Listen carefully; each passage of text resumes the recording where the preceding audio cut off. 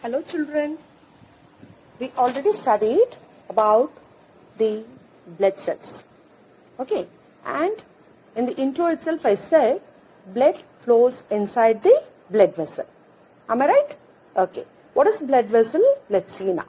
Blood vessels are the hollow tubes which forms the network of the circulatory system. Okay, blood vessels are the hollow tubes which forms network of the circulatory system, and they are seen throughout our body. They are seen throughout our body and they help in transporting blood throughout our body. Okay, and there are three types of blood vessels, namely arteries, veins and the capillaries. Okay, there are three types of blood vessels, namely arteries, veins and the capillaries. First one, artery.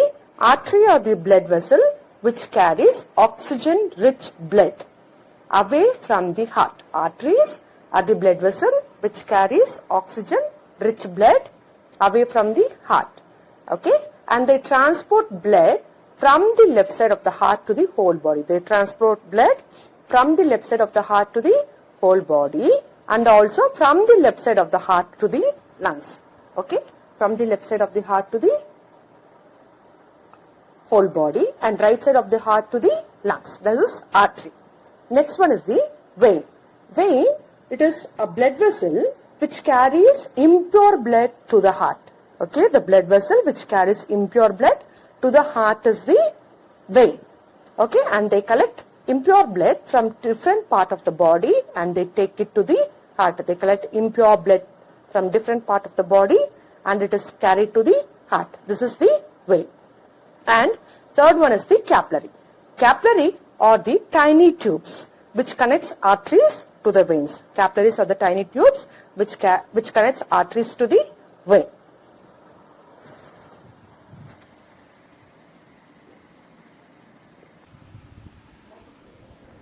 You can take your classwork and write the questions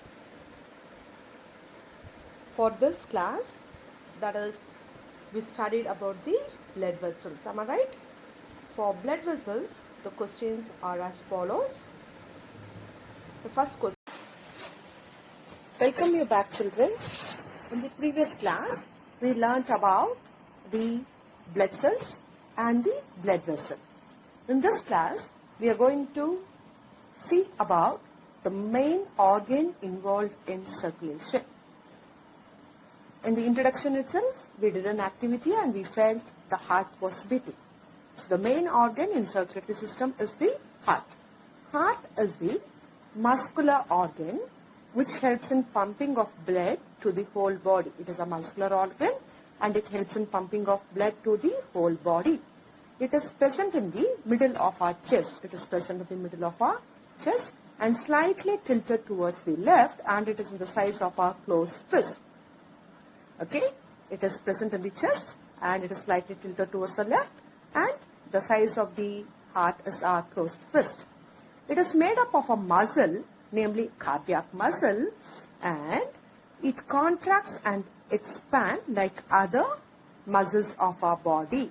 Most of the muscles of our body gets tired after working for some time, but this cardiac muscle will never go tired throughout our life. Okay, the first organ formed in our body is the heart and it keeps beating till our last breath. Is that clear, children? And it has four chambers. Four chambers means section, or in our colloquial term we can mean it as rooms. It has four chambers, two on the left side and two on the right side. The chambers on the upper side is called as auricles and the chambers on the lower side is called as the ventricle. Okay, we have two chambers on the top and two at the bottom. Top one is called as the auricle and the lower one is called as the ventricle. The expansion and the contraction of the heart helps in pumping of the blood throughout our body. Okay, and the blood which is poor in oxygen is pumped into the lungs, and in the lungs it gets rich in oxygen because we breathe in oxygen, and then it is pumped to the whole body. Okay, and when our heart beats, actually it sends the blood throughout our body. Okay, so when the heart beats means during the contraction and the relaxation, what happens? The blood is flown in a blood vessel. Okay, and our heart makes a sound, namely lapta, and normally 72 times our heart beats in a minute.